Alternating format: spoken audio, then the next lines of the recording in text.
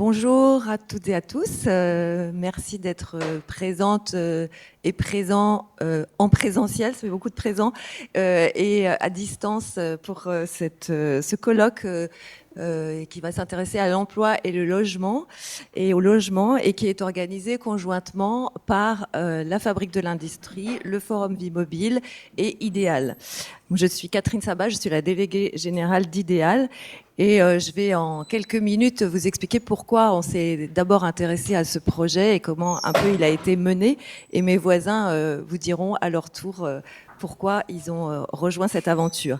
Donc ça fait 2 ans maintenant qu'à Idéal, on s'intéresse à la question emploi-logement, que d'autres évidemment ont creusé avant nous. Elle n'est pas totalement nouvelle, mais il y a 2 ans à peu près, on entendait beaucoup parler de plein emploi et un peu moins de logement. Il est vrai que la crise était moins forte qu'aujourd'hui, elle était déjà profonde, mais un peu moins peut-être qu'aujourd'hui.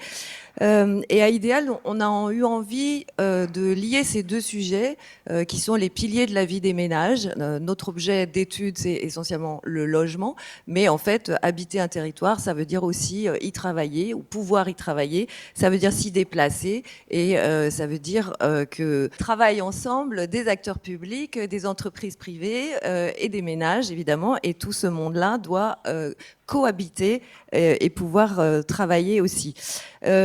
Avant, on avait l'habitude de dire on ne peut pas trouver un logement parce qu'on n'a pas de CDD ou parce qu'on n'a pas de CDI, donc on ne peut pas payer son loyer, on ne peut pas rembourser son banquier. Et peu à peu, on s'est aperçu que la question, c'était aussi on ne peut pas trouver un emploi parce qu'on n'a pas de logement, parce qu'on ne peut pas se loger correctement à côté de son emploi et on ne peut pas avoir ni de CDI, ni de CDD, parfois même pas de mission, pas d'intérim, donc et pas de revenus pour éventuellement payer son logement. Donc on a là une sorte de cercle vicieux. Ce qui nous a intéressé il y a 2 ans, c'était que la presse se faisait beaucoup écho. Beaucoup, c'était difficile à quantifier quand même, mais assez écho d'entreprises, de chefs d'entreprise, d'initiatives, pardon, de chefs d'entreprise qui décidaient d'aider leurs salariés à se loger, alors en les aidant à payer leur loyer, en les aidant à obtenir une bonification de leurs prêts, en construisant parfois des logements dans lesquels ils étaient logés. Et c'était pas très quantifié, il y a peu d'études là-dessus, mais en tout cas, ce constat, il pose un certain nombre de questions. Alors, la première question, c'est et Action Logement dans tout ça. On y reviendra, mais l'organisation qui porte en France la question de l'emploi et du logement, avec plus d'1 million de logements de parc social, elle a été créée justement pour répondre à cette question de logement des salariés. Que devient, autre question, que devient la séparation salutaire, nécessaire entre le contrat de travail et le contrat d'habitation, qui est le contraire du paternalisme industriel qui s'était développé au 19e siècle, début du 20e, et l'idée que, bon, un patron peut loger ses salariés, mais dans ce cas-là, qu'est-ce qui se passe si on perd son emploi? On perd aussi son logement. Et c'est justement pour ça qu'a été créé le logement social, Action Logement, pour répondre à pour permettre cette séparation nécessaire. Enfin, qu'est-ce que les partenaires sociaux ont à dire là-dessus, sur la question, sachant que les prix des logements ont été multipliés par 2,5 à 3 au cours des 25 dernières années, et les salaires ont augmenté de 20 à 30% seulement. Donc on voit bien qu'il y a une sorte de distorsion dans la possibilité de se loger grâce à son salaire. Enfin, comment s'organisent les politiques publiques d'emploi et de logement, et donc comment s'organisent et comment réagissent les acteurs publics par rapport à ces questions-là. Alors, on a commencé par organiser 3 webinaires que vous pourrez retrouver sur notre site internet ideal.fr pour défricher le sujet, pour essayer de comprendre ce qui se passait. Ensuite, on a fait une petite note que vous trouverez aussi qui s'appelle un expresso, donc qui fait le point sur le sujet. Et puis ensuite, on s'est dit, bon, territorialement, qu'est-ce que ça raconte? Et si on va sur le terrain, qu'est-ce que ça dit? Et on a demandé à Manon Loisel et Nicolas Rio, que vous allez entendre longuement pendant cette matinée, de faire une étude sur 3 territoires qui sont des territoires de plein emploi, parce que c'était intéressant aussi de savoir ce qui se passait dans des territoires de plein emploi où, a priori, les salariés ont un salaire et normalement devraient avoir la possibilité de se loger. Donc, ils ont ils ont, elles et ils ont exploré 3 territoires qui sont différents entre eux, mais qui sont sans doute des prototypes, disons, de ce qu'on peut trouver en France. Donc un territoire de développement industriel, un territoire de PME, un territoire de grands chantiers. Je les laisserai les présenter. Et du coup, évidemment, quand on s'intéressait au terrain, au territoire, aux entreprises, aux moyens de transport pour rejoindre son entreprise quand on habite quelque part, on s'est dit, ben voilà, il y a aussi des partenaires qui seraient très intéressants à associer, qui sont la Fabrique de l'Industrie et le Forum Vie Mobile, d'où les discussions que nous avons menées avec eux et l'étude que nous avons menée conjointement. Voilà, donc je vais les laisser se présenter et vous raconter un peu pourquoi ils ont rejoint cette histoire. Et ensuite, nous passerons aux 2 tables rondes avec les invités qui vous seront présentés à ce moment-là. Merci. Alors, bonjour à toutes et tous. Moi, je suis Mathieu Bloch et je suis chef de projet en politique de mobilité au sein du Forum Vie Mobile. Donc, pour ceux qui ne nous connaissent pas, le Forum Vie Mobile, on est une association de loi 1901 qui est dédiée à l'étude de la mobilité. On existe depuis 2013 et ça grâce à un mécénat unique de la SNCF. Alors, qu'est-ce que je veux dire par étude de la mobilité ? En fait, c'est qu'on finance et qu'on dirige des études sur la place des déplacements dans les modes de vie et les politiques de mobilité actuelles ou potentielles pour le futur. À côté de ça, on mène des enquêtes et on réunit des citoyens représentatifs de la société et des territoires pour recueillir leurs aspirations pour la mobilité de demain. L'idée derrière ça, c'est de placer ces aspirations-là en termes de mobilité au cœur des politiques de demain. Fort de notre double légitimité, qui est à la fois scientifique du coup et citoyenne, on essaye d'élaborer des propositions concrètes et systémiques et de les porter auprès de décideurs afin de changer le système de mobilité. J'espère qu'on vous convaincra à la fin de cette séance qu'il faut changer de système de mobilité. En tout cas, pour revenir à l'étude en tant que telle, le forum, quand Idéal est venu toquer à la porte du forum, dire ça serait bien qu'on fasse quelque chose ensemble et que le projet s'est précisé, on s'est dit que c'était une super idée. On s'est dit que c'était une super idée déjà d'une part parce que le forum, notre manière de définir la mobilité, c'est pas qu'une question de transport. La mobilité, telle qu'on le définit, telle que le définit beaucoup de chercheurs en sciences humaines et sociales, c'est le déploiement de son programme d'activité dans le temps et dans l'espace. Donc tout de suite, vous voyez bien que ce n'est pas qu'une question de technique, qu'une question de transport, mais bien aussi une question de géographie. Et notamment, quand on pense au déplacement domicile-travail, on comprend bien qu'on ne peut pas penser ces déplacements-là sans penser la géographie de l'emploi et penser la géographie de l'habitat. Il faut bien qu'il y ait une connexion entre les deux, un positionnement entre les deux. Donc ça nous a particulièrement intéressé de travailler là-dessus. Ça nous a aussi intéressé de travailler sur le type de territoire. Donc là, je vais peut-être un peu mordre sur la présentation de Nicolas et Manon, j'espère ne pas trop le faire.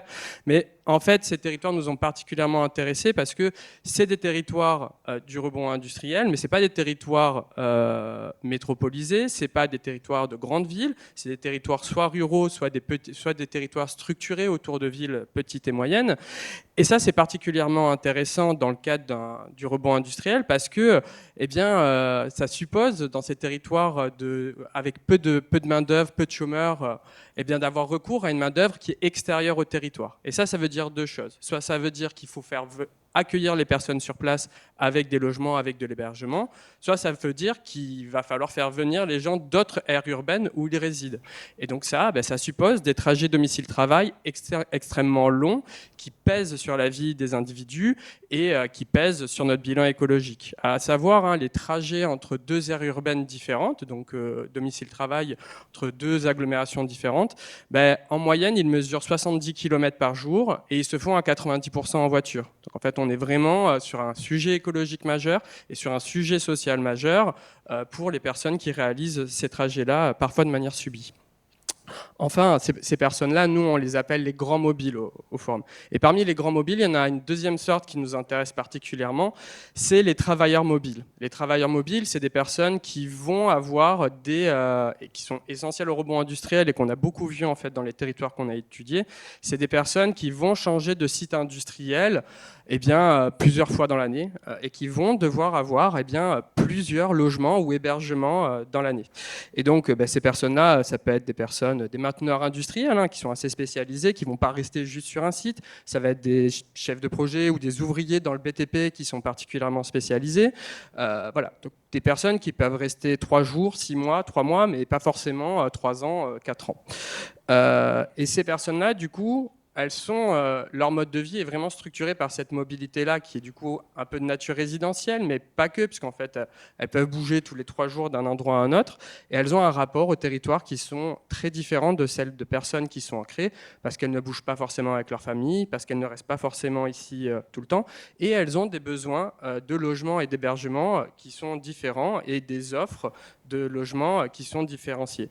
À titre d'exemple, donc les données datent un tout petit peu, mais 28% des travailleurs sous-traitants du nucléaire vivent dans des campings et 41% vivent à l'hôtel. En fait, quand ils travaillent, la majorité d'entre eux, eh bien, ils résident à l'année dans des campings ou dans des hôtels. Donc, c'est des manières d'être au monde, d'être dans un territoire qui sont particulièrement importantes. Et tout ce qui est intéressant de savoir, c'est à quel point c'est choisi, c'est subi, à quel point le territoire permet justement cette offre d'hébergement, ne le permet pas, et permet d'avoir mieux ou moins bien. En tout cas, voilà. C'est toutes les questions aussi qui ont irrigué finalement ce sujet-là. Et je trouve que Manon et Nicolas l'ont fait avec merveille. Donc je vais m'arrêter là et puis je vais passer la parole à Fabrique de l'Industrie.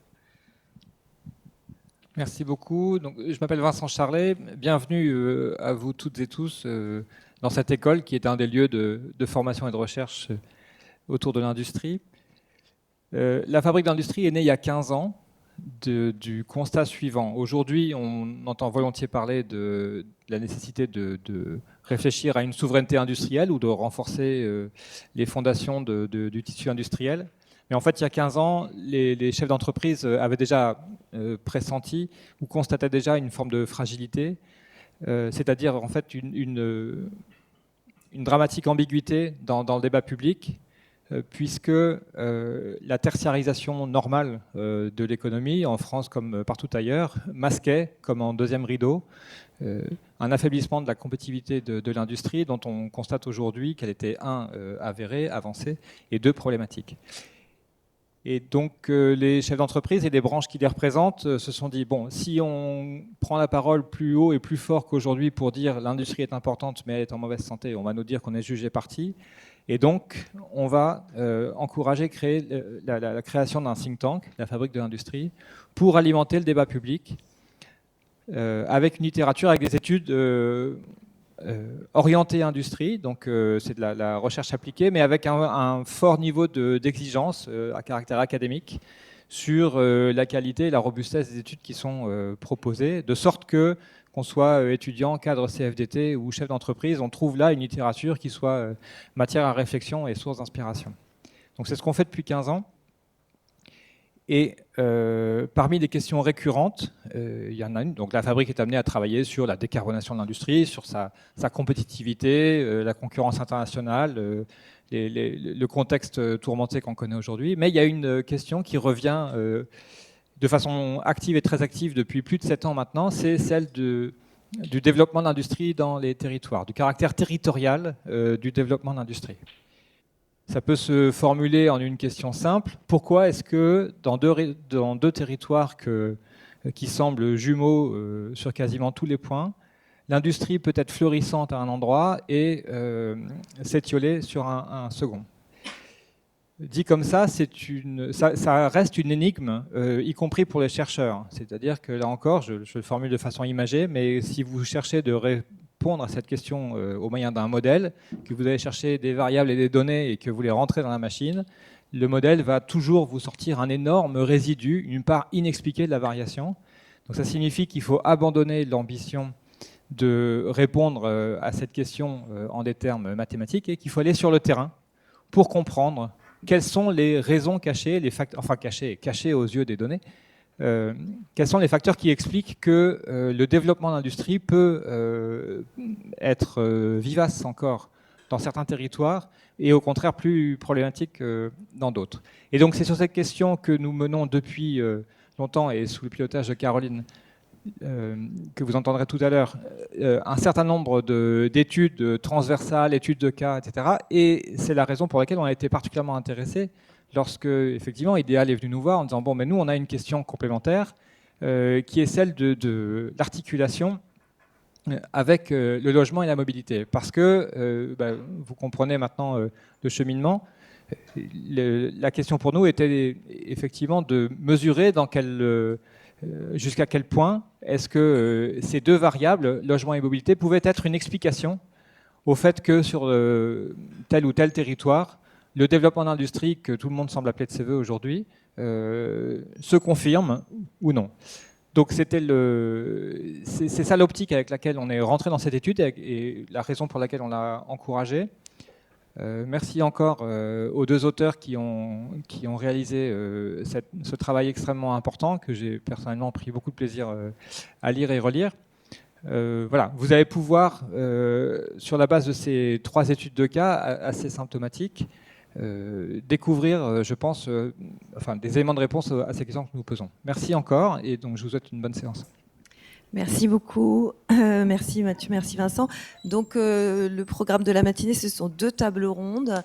La première qui s'appelle « Au risque du plein emploi, les territoires face au rebond industriel » et la deuxième qui s'appelle « Accompagner le rebond industriel dans les territoires et quels outils est-ce qu'on peut mobiliser ?» Donc je vais laisser tout de suite Antoine Pochon d'Idéal avec Mathieu venir animer la première table ronde et appeler les invités.